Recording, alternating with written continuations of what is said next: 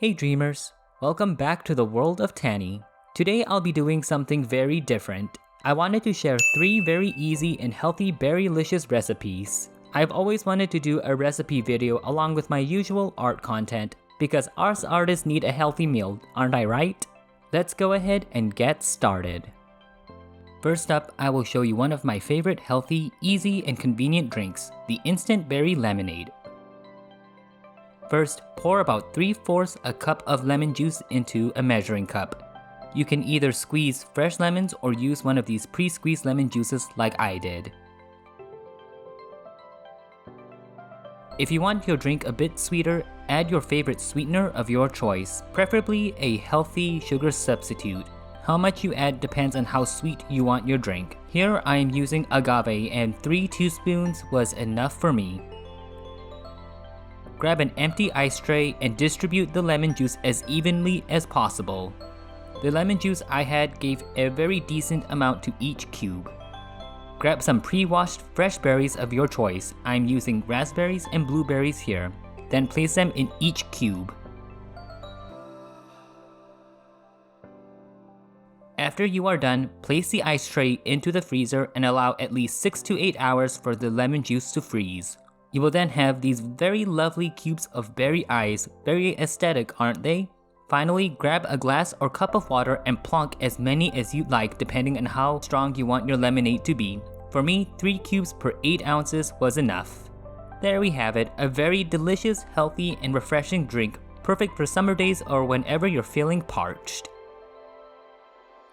Chia is one of my favorite superfoods, period.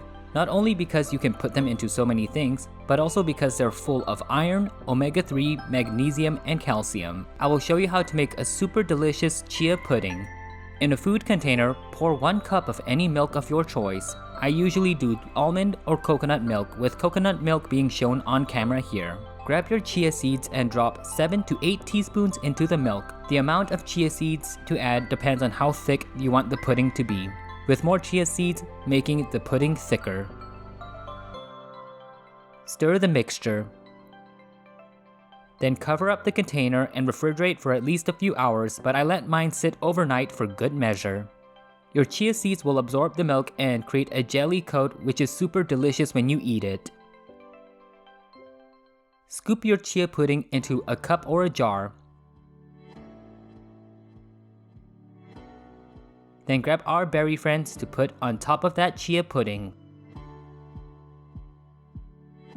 I like to drizzle honey on top. There we have it, our Instagram-worthy chia pudding. If you want to store it in a jar like I did, it makes a perfect grab and go breakfast or snack. The last recipe for the day will be our very own berry parfait.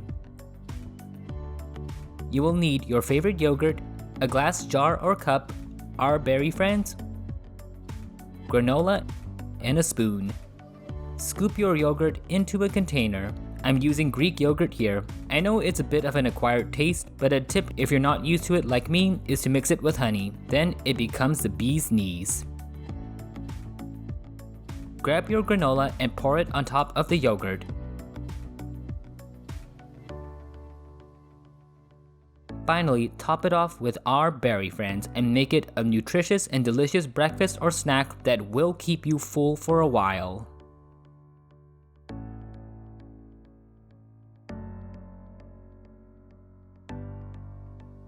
Hey everyone, bonus recipe. I'm going to show you how to make your smoothies closer to restaurant quality inside your own home. No more paying $10 for an 8-ounce drink.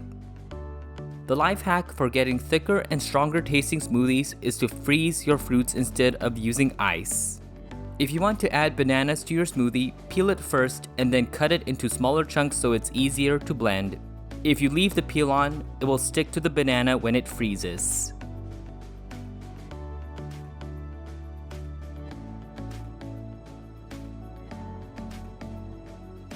Always add your base first. Here I am using coconut milk. 6 to 8 ounces usually suffices, but closer to 8 ounces will help the smoothie blend easier. Then add your frozen fruits. My recommendation, make sure the base covers at least half of your fruits. Before you blend, put in your add-ins. I want my chia friends you saw not too long ago.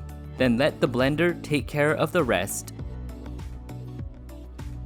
Unfortunately, my smoothie didn't become too Instagram worthy. I think the blueberries make the colors darker and not vibrant enough, but trust me, it tasted so good though. Thank you everyone for watching. I really hope you liked the video. Please let me know if you try any of these recipes in the comments below. If you do post them on Insta or Twitter, feel free to tag or @ me. Don't forget to leave a like and subscribe to the channel. The world of Tana Dreams is full of art, creativity, and positivity, and I'd love to have you here again. Have a wonderful rest of your day. May all your sweet dreams come true.